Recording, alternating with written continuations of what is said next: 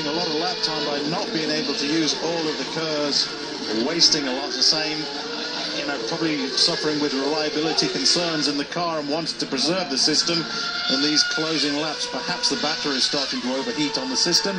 Felipe Massa, however, he seems to be doing all right in the F2012.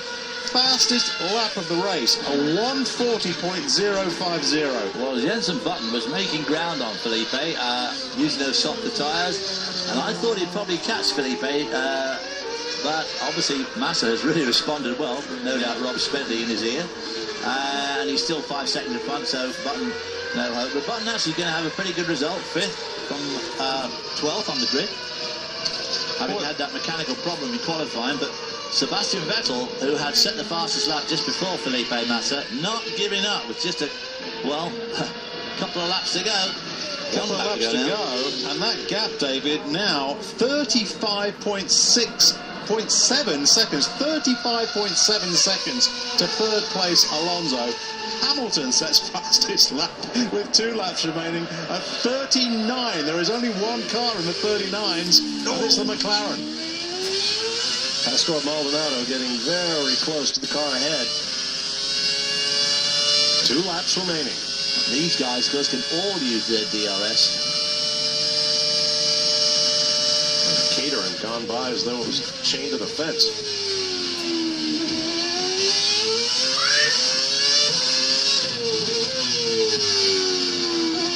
Pastor Maldonado trying to get around Nico Hulkenberg. Turning onto the straightaway, we've seen 200-mile-an-hour speeds in the speed trap at the far end of this track. Felipe Massa sets the fastest lap again at a 39.7, so he's really not giving up. No.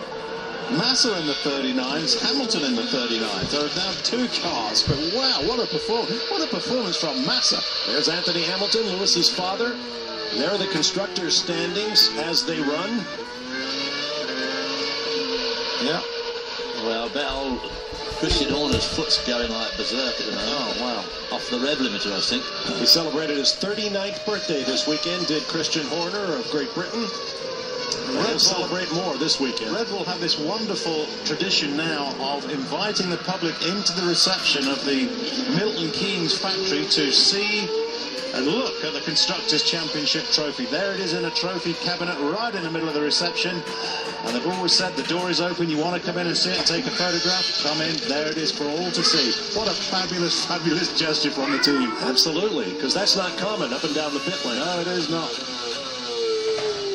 Christian Horner's a local lad. Lived in the same town as I lived in. Went to the same school as my buddies and godson, Daniel Sadiq. And Alonso, boy, I mean, there he is. He's 37 seconds behind, but he's 8 seconds in front of his teammate, so just having a fantastic drive. Hamilton sets the fastest lap again at a 39.7. So Vettel's got one last shot right now, coming through turn 11. Will he be able to use the DRS? He may be just a little bit too far back. All right, showing the gap as 1.8. It is now 38 seconds, the gap to third. No Winslow now. Of course, he may show us complaining about Hamilton getting by it, but he should have stayed closer to him on the lap that Hamilton did get by. He could have used the DRS on Hamilton, but he didn't. Well, as I mentioned earlier, Lewis Hamilton won the last running of the United States Formula One Grand Prix at the Indianapolis Motor Speedway in 2007. Now it appears he will win the first U.S. Grand Prix at Circuit of the Americas in Austin, Texas. Last man to win a U.S. Grand Prix at 2 different locations, Ayrton Senna, who did it at Detroit and Phoenix, 2 of the many street circuits that have hosted Formula One in the United States.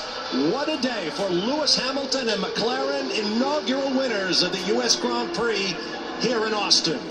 Well done. What a display these 2 guys put on. They beat Fernando Alonso by 38 seconds. I mean, that is absolutely outstanding. Fast lap honors will go to Sebastian Vettel. Now, what will Ferrari do going to Brazil to try to pull out this Drivers' Championship? Boy, I'm amazed. But Alonso finished up third. I would never have thought he'd be on the podium, not starting that far back.